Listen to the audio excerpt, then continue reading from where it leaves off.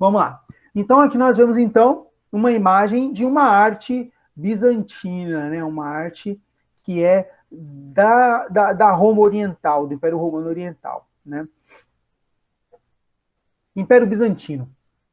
O Império Bizantino ou Império Romano do Oriente, cuja capital era Constantinopla, né? Hoje a cidade de Istambul, na Turquia, teve sua origem em 395, quando o imperador Teodósio dividiu o Império Romano em duas partes, né? Ao contrário do Ocidente, o Império Romano Oriental resistiu aos ataques bárbaros, sobrevivendo como um império independente até 1453, quando caiu sob o domínio dos turcos otomanos. Então vamos entender o que é o Império Bizantino exatamente, né? O imperador Teodósio, ele dividiu o Império Romano em duas partes.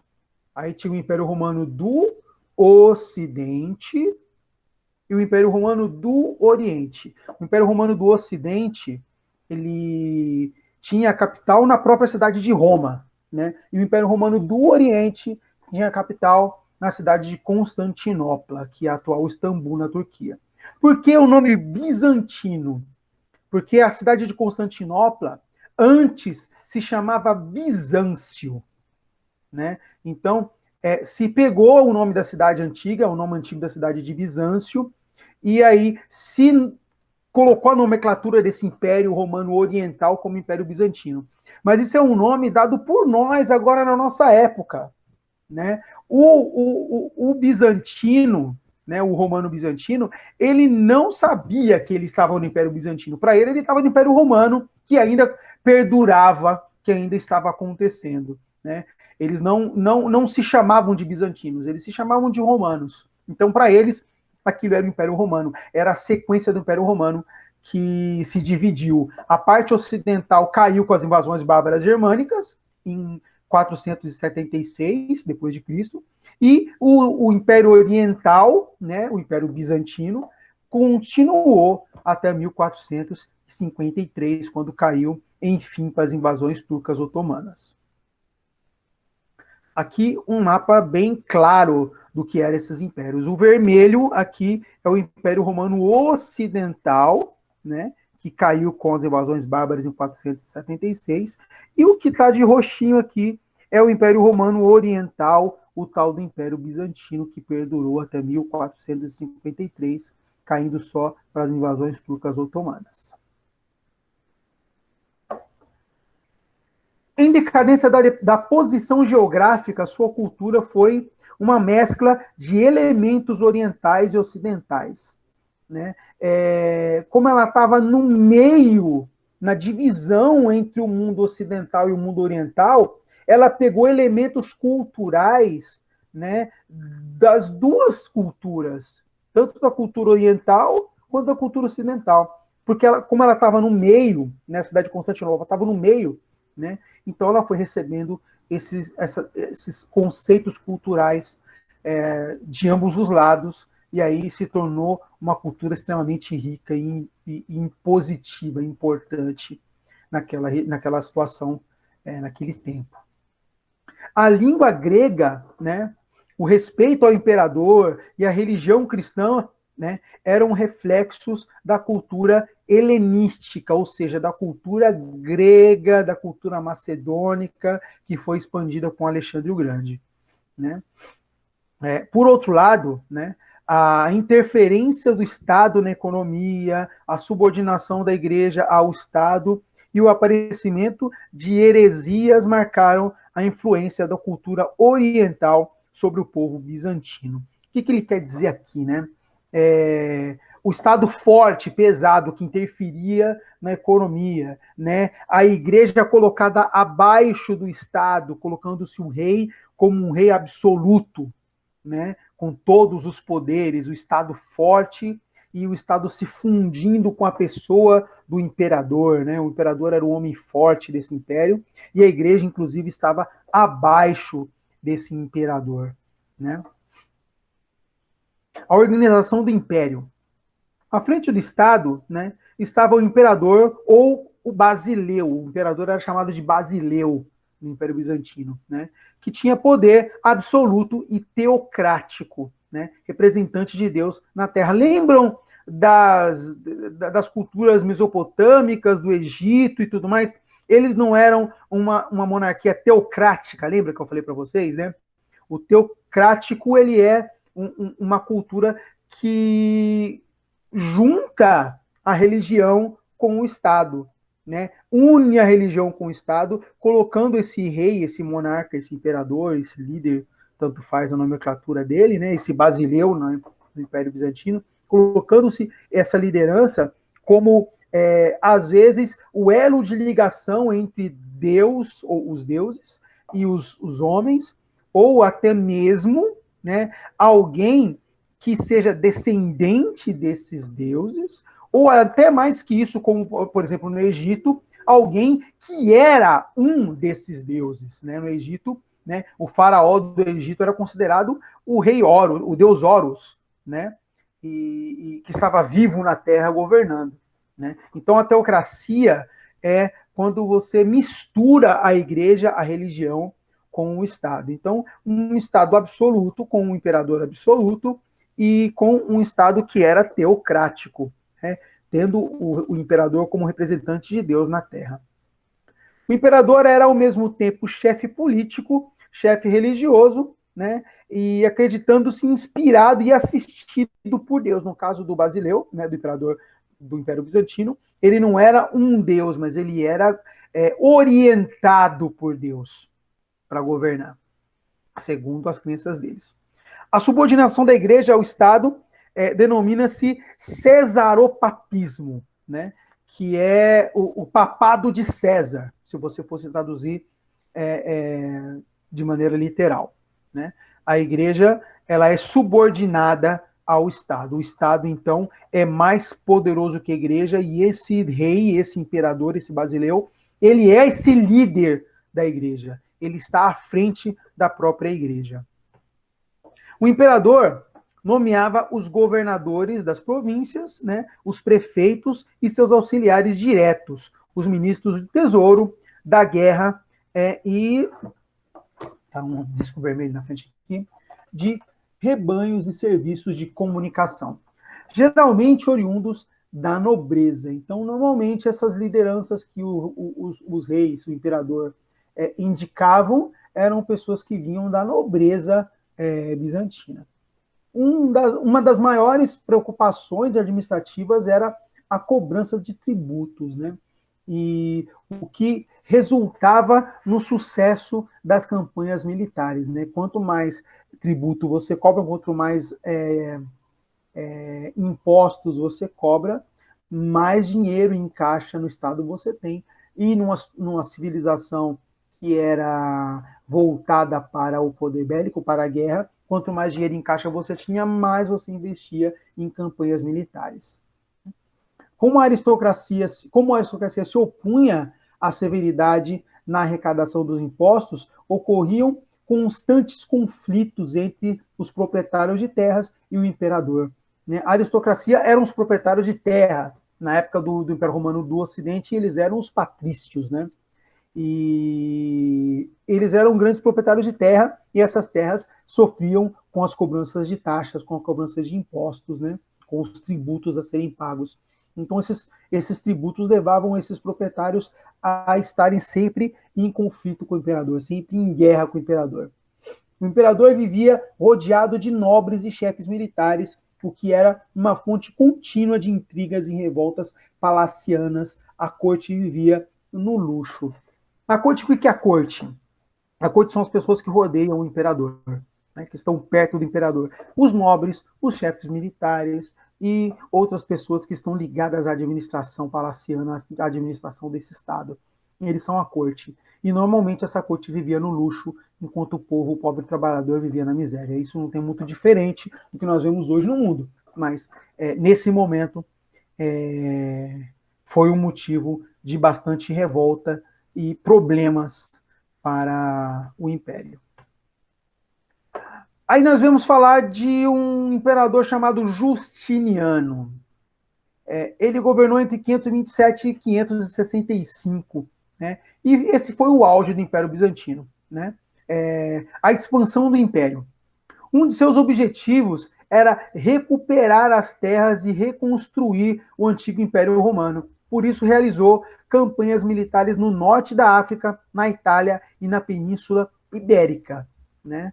No norte da Itália, um exército de 15 mil homens, comandados pelo general Belisário, né, enfrentou em 533 e derrotou os vândalos que dominavam a região. Vândalos era um povo que ajudou a derrubar o Império Romano do Ocidente, né? Era um povo que era germânico, né? Então, o general Belisário, né, enfrentou e derrubou os vândalos que dominavam a região. Na Itália, em 534, os bizantinos conseguiram derrotar o reino dos ostrogodos e, posteriormente, tomaram o sul da Península Ibérica, que estavam nas mãos dos visigodos. Então, olha só, os vândalos, os ostrogodos e os visigodos foram vencidos pelos bizantinos, que retomavam aquela região, que eram regiões importantes para o Império. O direito romano, né, a maior realização de Justiniano foi a revisão e codificação do direito romano, onde ele convocou o principal jurista bizantino, que, sob a orientação de Triboniano, não deu para ver porque tem uma lista vermelha em cima, hein? Publicaram a Corpus Juris Civilis, que era o Código de Direito Civil, que era dividido em 4 partes. A primeira parte era o Código, reunião das leis romanas publicadas desde o governo de Adriano, o Digesto, né, que era a compilação dos trabalhos da jurisprudência romana, né, da organização jurídica romana, né, novelas, que eram os decretos de Justiniano e seus sucessores, e institutas, né, que era uma espécie de manual do direito para o uso dos estudiosos. A revolta de Nica, né, foi uma revolta de grande parte da população da Constantinopla, que estava descontente com os pesados tributos e a forma agressiva como eles eram cobrados, né? A revolta teve início no hipódromo da cidade e, após 8 dias de luta, os rebeldes foram derrotados pelo general Belisário, de novo Belisário, né, que matou mais de 30 mil pessoas. Rafael. A realização de inúmeras construções públicas, entre elas a Igreja de Santa Sofia. A Igreja de Santa Sofia é o principal legado arquitetônico que o Império Bizantino deixou para nós. Está localizada na cidade de Istambul, hoje, que era Constantinopla anteriormente, e é um feito de Justiniano, do imperador Justiniano, e que é uma obra magnífica, linda e sem precedentes dentro do Império Romano, em se tratando de uma igreja cristã, né? Preocupado em aumentar a segurança do Império, exaltar sua imagem, Justiniano mandou construir numerosas fortalezas, estradas, pontes, hospitais, banhos públicos e centenas de igrejas, que é para tentar conter as revoltas e fazer com que o povo fique um pouco mais contente dentro de um império, dentro de uma administração absolutamente ditatorial e absoluta. Compilação pelos sábios bizantinos de obras históricas, filosóficas e literárias criadas pelos gregos e romanos antigos. Então, ele reviu obras, principalmente as gregas, né, e compilou novamente, remostrou para a população, publicou de novo, trouxe à tona para que o povo tivesse mais contato com essas obras, né? Escreveram enciclopédias que continham importantes conhecimentos em diversos campos da ciência. É claro que o nome enciclopédia ainda não existia, né? O termo enciclopédia aqui quase que é um termo inadequado, porque a enciclopédia vai surgir apenas no Renascimento, né? Depois disso, né? Nesse momento ainda não, né? Mas eram compilados de escritos que abrangiam vários campos do conhecimento, como a enciclopédia faz, né? Guardadas e conservadas nos mosteiros bizantinos, essas obras exerceram grande influência sobre a história e a cultura do Ocidente.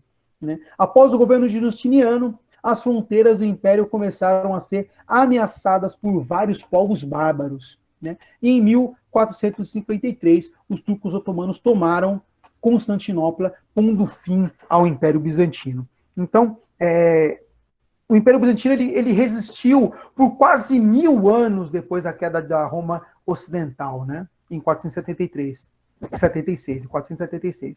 Depois da queda do Império Ocidental, em 476, Roma se manteve por quase 1000 anos, resistindo às invasões bárbaras, principalmente por uma muralha feita por Justiniano em volta da cidade de Constantinopla, que era uma muralha que tinha 12 metros de altura e 5 metros de largura.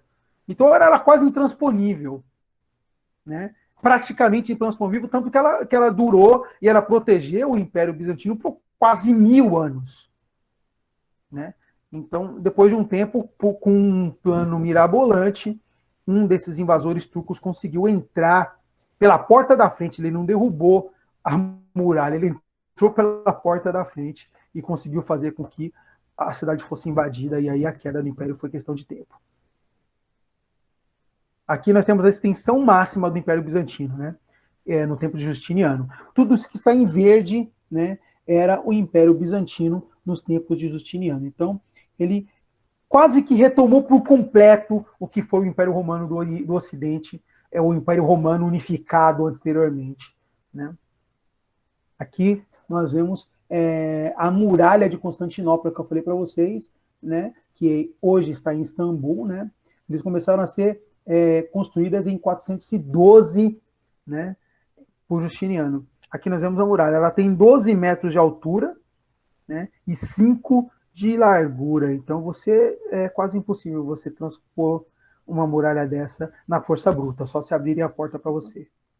Constantinopla, no século XI. A economia bizantina. Né?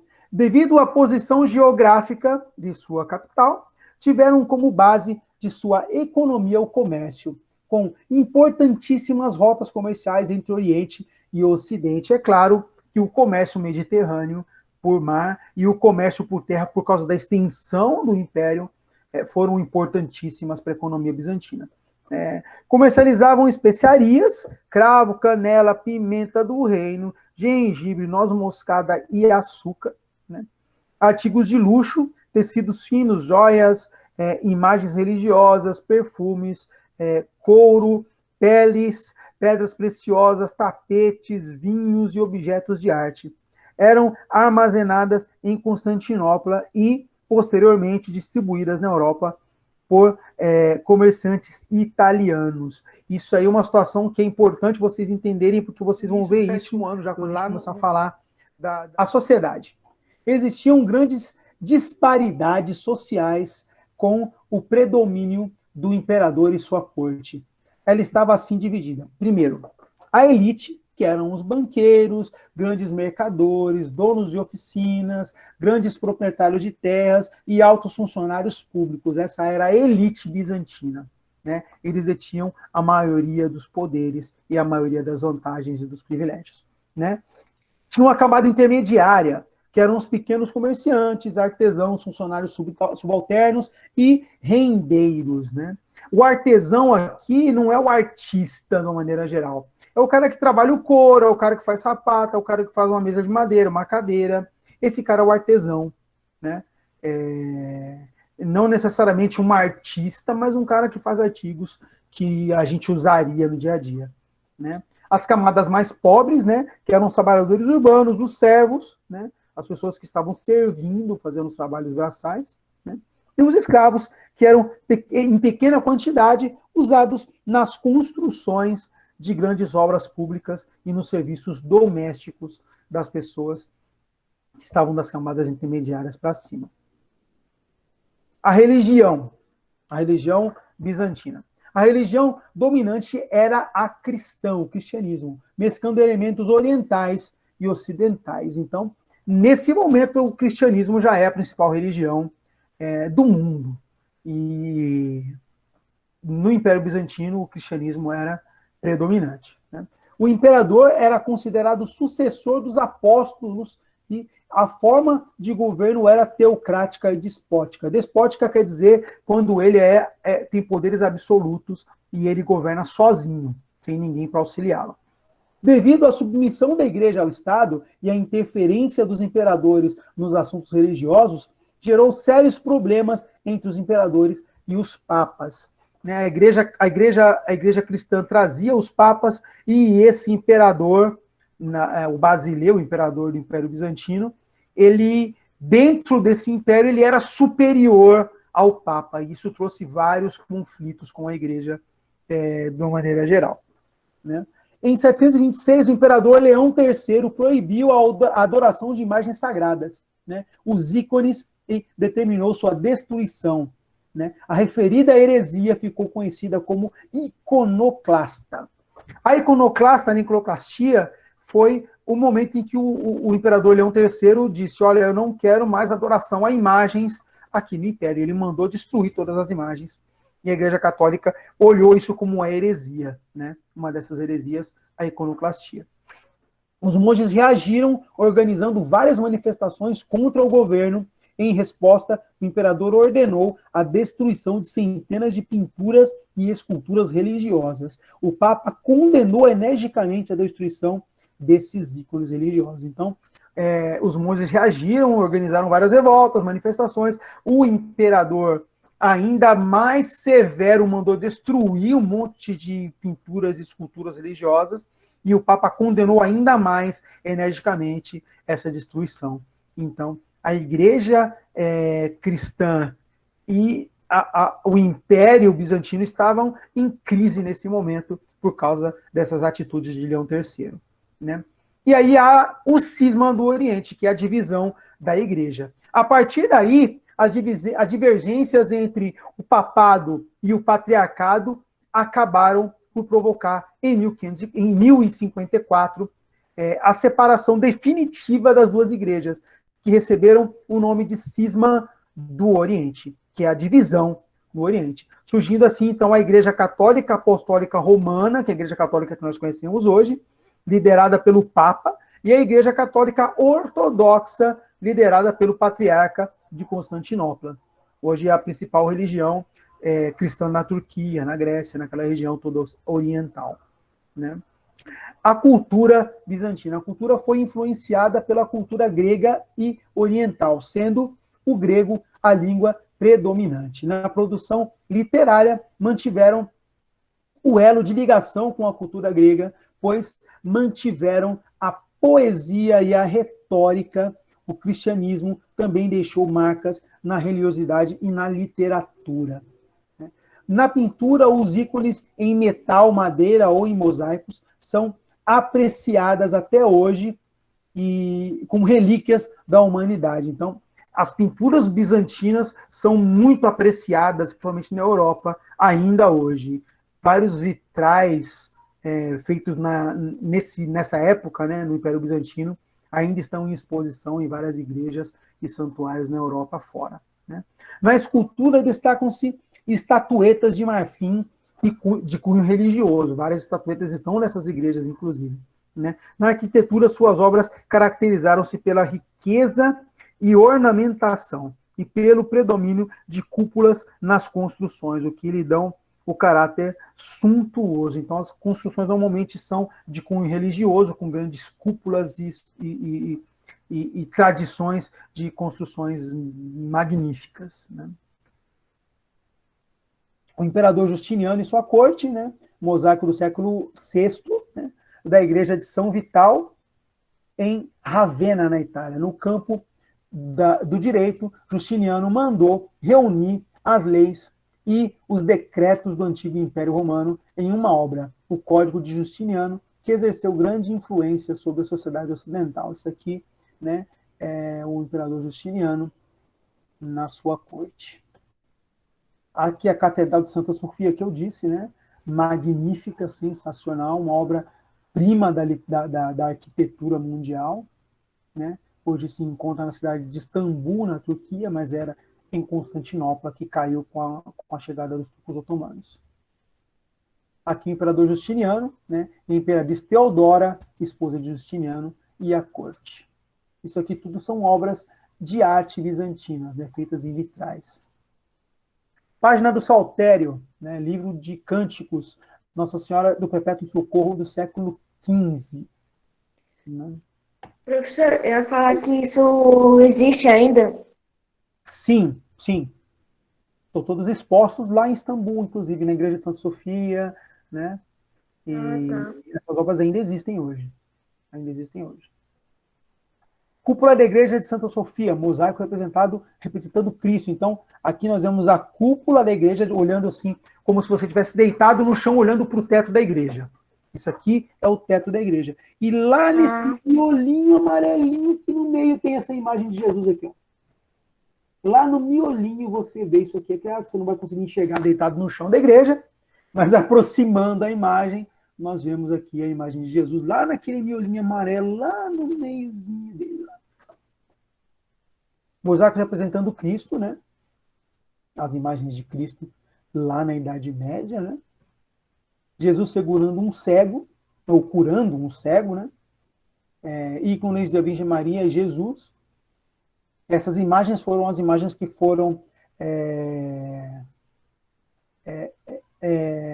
destruídas, por assim dizer, por Leão III, né? Que foram colocadas de lado por Leão III. Algumas dessas obras de arte ainda foram salvas, né, perduraram, mas a grande maioria foi destruída. Né? A decadência do Império Bizantino. Após a morte de Justiniano, em 565, o Império entrou num processo de decadência, interrompido apenas por poucas décadas de prosperidade. Entre as razões do seu declínio, citamos, né, enormes gastos militares para defender as fronteiras, constantemente ameaçadas por germanos, persas e árabes. As fronteiras eram enormes, era muita coisa, o império era muito grande, e com um império tão grande assim, dificilmente você consegue defender, né, essas fronteiras de maneira eficiente. Né? As violentas disputas pelo poder entre civis e militares, né? Os militares eles tinham a intenção de tomar o poder e os civis também. Então o que acontece são disputas entre esses civis, esses militares pelo poder dentro do império. A intolerância religiosa e a incompetência de vários dos seus governantes, né? Intolerância religiosa é quando você não aceita a religião do outro, né? Incompetência é quando o cara não sabe fazer o que ele está fazendo. Ele é incompetente para fazer aquilo, né?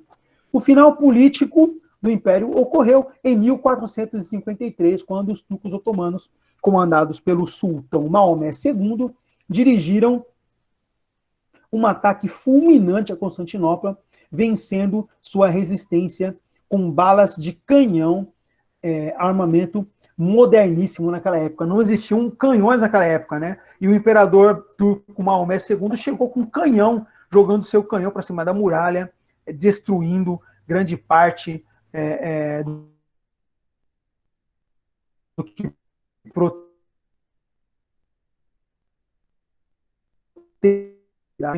conseguia tentando fazer quase 1000 anos, que é entrar em Constantinopla e então destruir o Império Bizantino de dentro. Certo, gente? Foi isso. E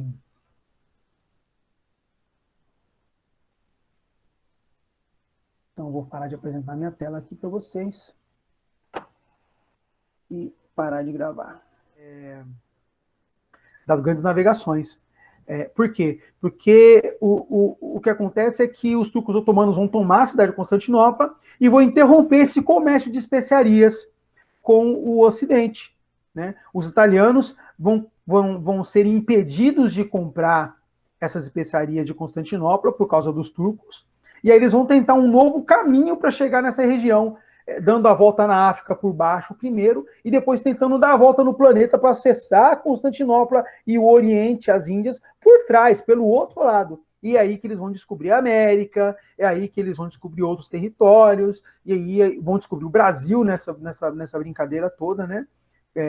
Cabral vai chegar ao Brasil por Portugal por causa disso tudo. Então, já é um início do que nós podemos chamar de comércio das especiarias, né? As especiarias eram importantes porque na Europa não tinha, né? O europeu comia sem tempero, o europeu comprava todo o luxo das cortes europeias dessa região do Oriente, né? Constantinopla e as Índias, né? Então é importante que a gente entenda já isso, porque a gente vai falar disso constantemente daqui para frente, né? Havia intenção do Estado na economia, impondo regulamentos ao comércio e à indústria, né, dedicadas especialmente aos artigos de luxo, e reservado para si o monopólio da cunhagem de moedas. Então, o Estado tinha um monopólio para se fazer moedas, né? A sociedade bizantina. A sociedade existiam grandes aspectos. A sociedade. Existiam grandes disparidades sociais com o predomínio do imperador e sua corte. Ela estava assim dividida. Primeiro, a elite, que eram os banqueiros, grandes mercadores, donos de oficinas, grandes proprietários de terras e altos funcionários públicos. Essa era a elite bizantina, né? Eles detinham a maioria dos poderes e a maioria das vantagens e dos privilégios, né? Tinha uma camada intermediária, que eram os pequenos comerciantes, artesãos, funcionários subalternos e rendeiros, né? O artesão aqui não é o artista, de uma maneira geral. É o cara que trabalha o couro, é o cara que faz sapato, é o cara que faz uma mesa de madeira, uma cadeira. Esse cara é o artesão, né? Não necessariamente um artista, mas um cara que faz artigos que a gente usaria no dia a dia, né? As camadas mais pobres, né, que eram os trabalhadores urbanos, os servos, né, as pessoas que estavam servindo, fazendo os trabalhos braçais, né, e os escravos, que eram em pequena quantidade usados nas construções de grandes obras públicas e nos serviços domésticos das pessoas que estavam das camadas intermediárias para cima. A religião bizantina. A religião dominante era a cristã, o cristianismo, mesclando elementos orientais e ocidentais. Então, nesse momento, o cristianismo já é a principal religião do mundo. E no Império Bizantino, o cristianismo era predominante, né? O imperador era considerado sucessor dos apóstolos e a forma de governo era teocrática e despótica. Despótica quer dizer quando ele tem poderes absolutos e ele governa sozinho, sem ninguém para auxiliá-lo. Devido à submissão da igreja ao Estado e à interferência dos imperadores nos assuntos religiosos, gerou sérios problemas entre os imperadores e os papas. A igreja cristã trazia os papas e esse imperador, o Basileu, o imperador do Império Bizantino, ele, dentro desse império, ele era superior ao Papa, e isso trouxe vários conflitos com a igreja de uma maneira geral, né? Em 726, o imperador Leão III proibiu a adoração de imagens sagradas, né, os ícones, e determinou sua destruição, né? A referida heresia ficou conhecida como iconoclasta. A iconoclastia, foi o momento em que o imperador Leão III disse: olha, eu não quero mais adoração a imagens aqui no Império. Ele mandou destruir todas as imagens.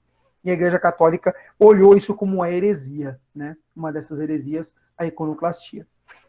Os monges reagiram organizando várias manifestações contra o governo. Em resposta, o imperador ordenou a destruição de centenas de pinturas e esculturas religiosas. O Papa condenou energicamente a destruição desses ícones religiosos. Então, os monges reagiram, organizaram várias revoltas, manifestações. O imperador, ainda mais severo, mandou destruir um monte de pinturas e esculturas religiosas, e o Papa condenou ainda mais energicamente essa destruição. Então, a igreja cristã e o Império Bizantino estavam em crise nesse momento por causa dessas atitudes de Leão III, né? E aí há o cisma do Oriente, que é a divisão da igreja. A partir daí, as divergências entre o papado e o patriarcado acabaram por provocar, em 1054, a separação definitiva das duas igrejas, que receberam o nome de Cisma do Oriente, que é a divisão no Oriente. Surgindo assim, então, a Igreja Católica Apostólica Romana, que é a Igreja Católica que nós conhecemos hoje, liderada pelo Papa, e a Igreja Católica Ortodoxa, liderada pelo Patriarca de Constantinopla. Hoje é a principal religião cristã na Turquia, na Grécia, naquela região toda oriental, né? A cultura bizantina. A cultura foi influenciada pela cultura grega e oriental, sendo o grego a língua predominante. Na produção literária, mantiveram o elo de ligação com a cultura grega, pois mantiveram a poesia e a retórica. O cristianismo também deixou marcas na religiosidade e na literatura. Na pintura, os ícones em metal, madeira ou em mosaicos são apreciadas até hoje e como relíquias da humanidade. Então, as pinturas bizantinas são muito apreciadas, principalmente na Europa, ainda hoje. Vários vitrais feitos nessa época, né, no Império Bizantino, ainda estão em exposição em várias igrejas e santuários na Europa fora, né? Na escultura destacam-se estatuetas de marfim e de cunho religioso. Várias estatuetas estão nessas igrejas, inclusive, né? Na arquitetura, suas obras caracterizaram-se pela riqueza e ornamentação e pelo predomínio de cúpulas nas construções, o que lhe dão o caráter suntuoso. Então, as construções normalmente são de cunho religioso, com grandes cúpulas e tradições de construções magníficas, né? O imperador Justiniano e sua corte, né? Mosaico do século VI, né? Da igreja de São Vital, em Ravenna, na Itália. No campo do direito, Justiniano mandou reunir as leis e os decretos do antigo Império Romano em uma obra, o Código de Justiniano, que exerceu grande influência sobre a sociedade ocidental. Isso aqui, né, é o imperador Justiniano na sua corte. Aqui a Catedral de Santa Sofia, que eu disse, né, magnífica, sensacional, uma obra-prima da arquitetura mundial, né? Hoje se encontra na cidade de Istambul, na Turquia, mas era em Constantinopla, que caiu com a chegada dos turcos otomanos. Aqui o imperador Justiniano, né, a imperatriz Teodora, esposa de Justiniano, e a corte. Isso aqui tudo são obras de arte bizantinas, né, feitas em vitrais. Página do Saltério, né, livro de Cânticos, Nossa Senhora do Perpétuo Socorro do século XV. Né? Professor, eu ia falar que isso existe ainda? Sim, sim. Estão todos expostos lá em Istambul, inclusive, na Igreja de Santa Sofia, né? E tá. essas obras ainda existem hoje. Ainda existem hoje. Cúpula da Igreja de Santa Sofia, mosaico representando Cristo. Então, aqui nós vemos a cúpula da igreja olhando assim, como se você estivesse deitado no chão, olhando para o teto da igreja. Isso aqui é o teto da igreja. E lá nesse miolinho amarelinho, que no meio tem essa imagem de Jesus aqui, ó. Lá no miolinho você vê isso aqui. Claro que você não vai conseguir enxergar deitado no chão da igreja, mas aproximando a imagem, nós vemos aqui a imagem de Jesus, lá naquele miolinho amarelo, lá no meiozinho dele. Mosaico representando Cristo, né? As imagens de Cristo lá na Idade Média, né? Jesus segurando um cego, ou curando um cego, né? Ícones da Virgem Maria e Jesus. Essas imagens foram as imagens que foram destruídas, por assim dizer, por Leão III, né? Que foram colocadas de lado por Leão III. Algumas dessas obras de arte ainda foram salvas, né? Perduraram, mas a grande maioria foi destruída. Né? A decadência do Império Bizantino.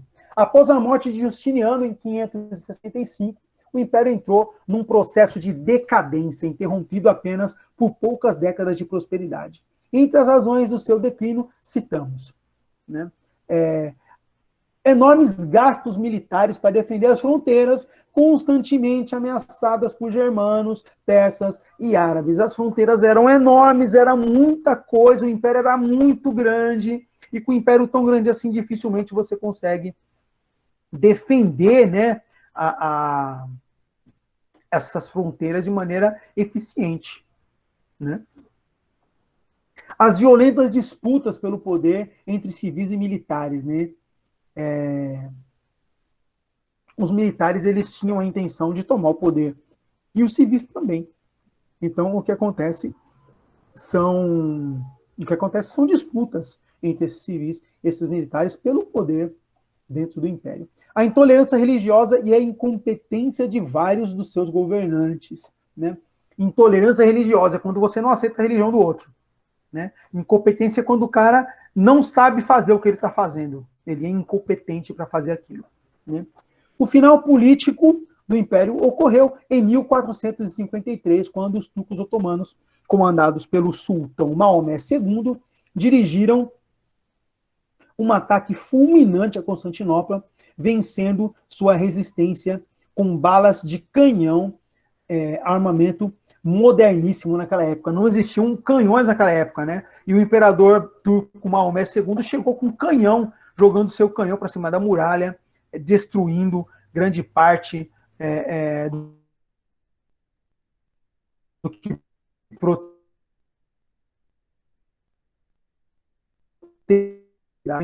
conseguia tentando fazer quase 1000 anos, que é entrar em Constantinopla e então destruir o Império Bizantino de dentro. Certo, gente?